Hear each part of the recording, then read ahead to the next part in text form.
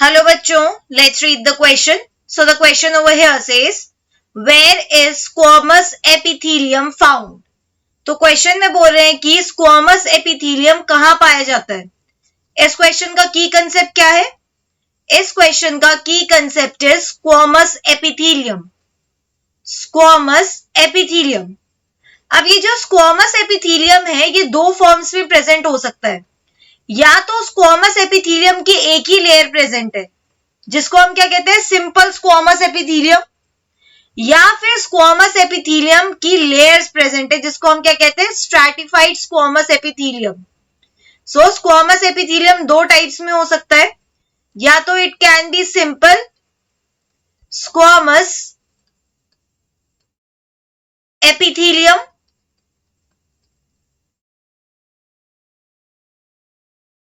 या फिर it can be stratified squamous epithelium. एक ऐसा epithelium which is made up of more than 2 layers, उसको हम क्या कहते हैं, स्ट्रैटिफाइड एपिथेलियम. और जब स्ट्रैटिफाइड एपिथेलियम की सबसे top most layer squamous cells की बनी हो तो उसे हम क्या कहते हैं, स्क्वामस एपिथेलियम या स्ट्रैटिफाइड स्क्वामस एपिथेलियम. अब ये दोनों ही अलग अलग जगह पाए जाते हैं. सिंपल स्क्वामस एपिथेलियम कहां पाया जाता है? Simple squamous epithelium is found in the lining of alveoli जो कि लंग्स में पाए जाते हैं, and also in the lining of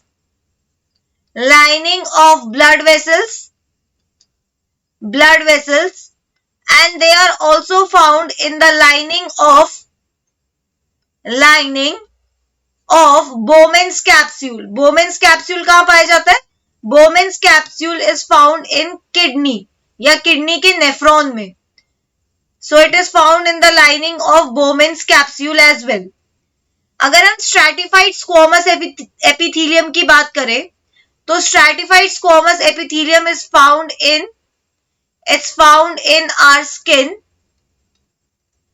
It is found in buccal cavity. Also it is found in pharynx, and it is found in pharynx and in esophagus. ठीक है, तो हमने यहाँ पे क्या देखा, हमने देखा कि स्क्वामस एपिथेलियम जो है वो दो फॉर्म्स में हो सकता है. या तो उसकी एक ही लेयर हो तो हो जाएगा सिंपल स्क्वामस एपिथेलियम, या तो फिर स्क्वामस एपिथेलियम की लेयर्स हो. वो कहां पाए जाते हैं? स्किन, बकल कैविटी, फैरिंग्स या ईसोफेगस में. So that's it for the question. I hope you understood it well. Best of luck.